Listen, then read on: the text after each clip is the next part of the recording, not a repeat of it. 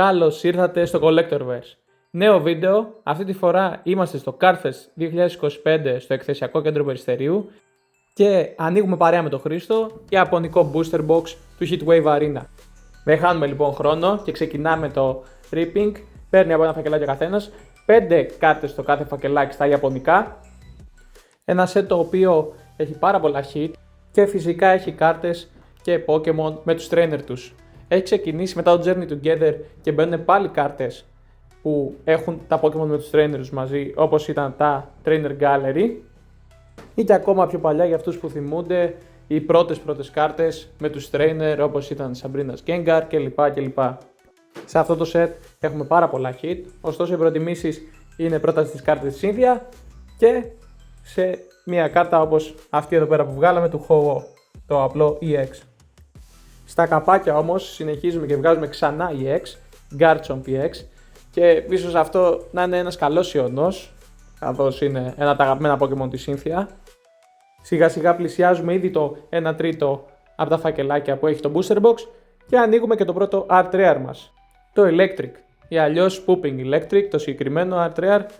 Μετά από 3 συνεχόμενα φακελάκια με hit, επιβάλλεται να ανοίξουμε και κάποιες κάσες ή κάποια dead pack όπως λέμε. Εδώ ανοίγουμε λίγο τα φακελάκια να μπορούμε να τα παίρνουμε εύκολα. Σκέτη απόλαυση το πόσο εύκολα σχίζονται αυτά τα ιαπωνικά φακελάκια. Και κλείνουμε την πρώτη δεκάδα με Cynthia.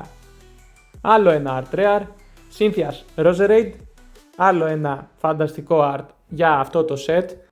Αν με ρωτάτε, ίσως από τις πιο όμορφες κάρτες που έχει μέσα. Βέβαια δεν παύουμε να στοχεύουμε σε Ho-Oh του Ethan και φυσικά στον Garchomp της Cynthia. Φυσικά όμως δεν ξεχνάμε και τις υπόλοιπες Art Rare, γιατί όπως είπαμε και στην αρχή έχει πάρα πολλές ωραίες κάρτες. Εδώ κάποια ακόμα Dead Packs, γιατί είχαμε καιρό να ανοίξουμε. Και μετά από κάποια Dead Packs έρχεται ένα ακόμα EX να προσθεθεί στα Pool Rate μας. 3 ήδη στη 15, και ενώ έχουμε φτάσει ήδη στη μέση, πετυχαίνουμε αυτό. Ethan στα Typhlosion. Τα λόγια περιττά. Νομίζω ότι είναι η καλύτερη κάρτα Typhlosion που θυμάμαι τουλάχιστον εγώ. Ακόμα και από τις πολύ κλασικές ωραίες κάρτες και art. Πραγματικά ένα hit που είχαμε ξεχάσει ότι υπήρχε μαζί με όλα τα άλλα. Και ίσως εκεί είπαμε όλοι μας που ήμασταν στο τραπέζι και καθόμασταν δίπλα ότι πήγε τρομερά αυτό το άνοιγμα. Ακόμα ένα EX, Electra Vibe, έρχεται να προσθεθεί και να κάνει 4 τα EX hit στο booster box μας. Γενικά στη Scarlet and Violet Era, 2 ιαπωνικά set αντιστοιχούν συνήθως σε ένα αγγλικό.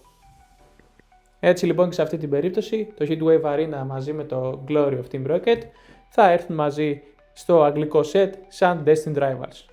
Εδώ κάποια ακόμα Dead Packs και τα μπουστεράκια λιγοστεύουν και ακόμα το top hit της κούτας μας δεν το έχουμε βρει. Εκείνη τη στιγμή σκεφτήκαμε, ήμασταν άτυχοι, μήπως πέσαμε σε κακό κουτί, αλλά ευτυχώς όχι.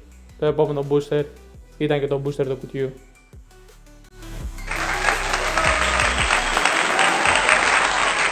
Cynthia's Garchomp, η καλύτερη special art rare από αυτό το set.